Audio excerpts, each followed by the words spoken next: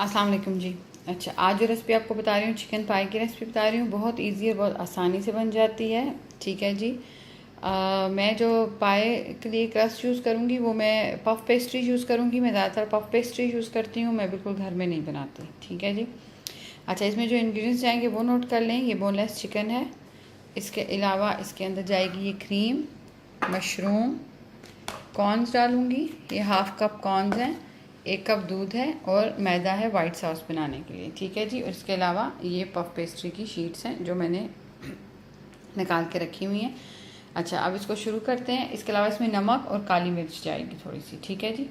अच्छा, अब इसको स्टार्ट करते हैं। सबसे पहले हम लोग वाइट सॉस बनाएंगे। ये देखें जी, बस 1 स्पून जो है मैंने इसके बीच में मक्खन डाला है और मक्खन के ऊपर अब हम लोग सबसे पहले ये मैदा डाल देंगे।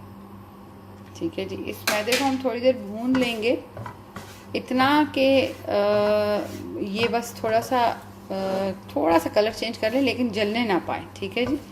तो इसको थोड़ा सा हल्की आंच पे भूनना पड़ता है, थोड़ा टाइम लगता है इसको ना। तो ये अच्छी तरह जब भून जाएगा तो फिर इसके ऊपर हम लोग दूध और जो है इसके अंदर क्रीम वगैरह मिक्स करेंगे, साथ ही नमक और काली मिर्च भी मिक्स कर लेंगे। अच्छा जी, ये देखें अब इसने मैदे ने कलर चेंज कर लिया। ये लाइट ब्राउन, वाइट से लाइट ब्राउन कलर का हो गया। ठीक है जी। अब ये रेडी है कि हम इसके अंदर दूध है। अच्छा, दूध जब आप ऐड करेंगे तो आपने इसको जल्दी जल्दी हिलाना है ताकि इसमें कोई लम्ब ना पड़े। ठीक है जी। लाजम लम्ब का ध्यान रखना है कि लम्ब नहीं पड़ना चाहिए। ये देखें जी, ये अच्छी तरह मिक्स हो गया। अच्छा, इसको मिक्स करने से पता चलता है कि इसमें दूध और डलेगा कि नहीं। अगर आपको लगे कि ये बहुत ज़्यादा थिक हो गया तो आप इसमें दूध और डालें। मैंने इसमें आधा कप तकरीबन दूध और डाला है। ठीक है जी।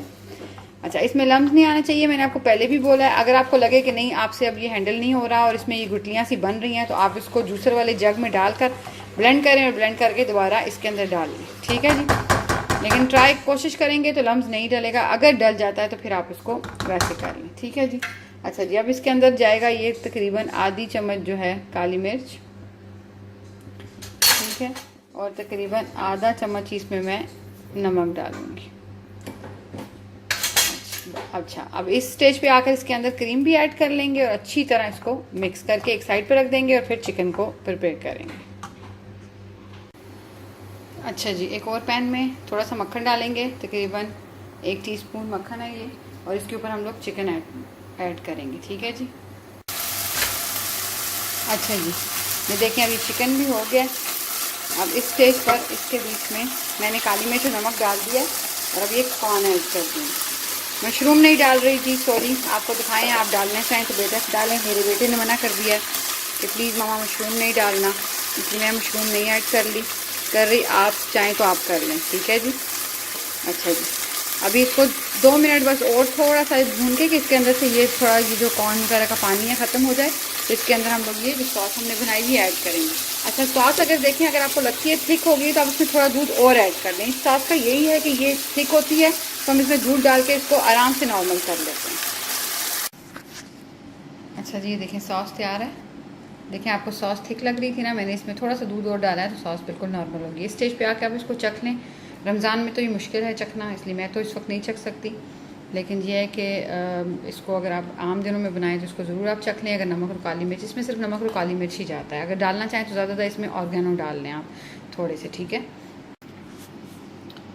अच्छा जी, ये देखिए मैंने अभी सारे लिक्विड को जो हम लोगों ने बैटर रेडी किया था वो मैंने इसके अंदर पाई डिश में डाल दिया। ठीक है जी, ये देखें, डिश भी देख लें।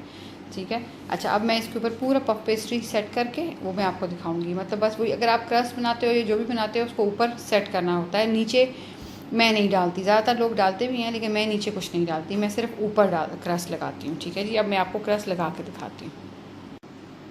ये देखें जी, पाए ऊपर से पफ पेस्ट्री लगाकर सारी पूरी ऊपर से कवर कर लिया। ये देखें, ये क्यूट क्यूट से लीव्स काट के ऊपर लगा दिए हैं। मेरे पास ये लीव कटर है जिसके साथ मैंने इनको काटा है। जो पफ पेस्ट्री बच गई थी उसको मैंने ऐसे इस्तेमाल कर दिया। ठीक है। ऊपर डिज़ाइनिंग आप जो आपका दिल करता है आप बना सकते हैं, जैसे आपका दिल करता है आप बना सकते हैं। अच्छा, अब ये ओवन में जाएगी। जब ये बेक होके निकलेगी तब मैं आपको उसका बेकिंग का टाइम भी बताऊँगी और इसकी लास्ट लुक भी दिखाऊँगी। ये देखें जी, चिकन पाई रेडी है। इसको मैंने अब बाहर निकाल लिया। ये तकरीबन 30 मिनट से 35 मिनट में रेडी हो गया है। ठीक है जी। अंदर तो सब कुछ पका होता है लेकिन बस पफ पेस्ट्री पकती है, ऊपर से जो इसका क्रस्ट होता है वो पकता है। तो ये रेडी हो जाता है। ठीक है जी, ये देखें।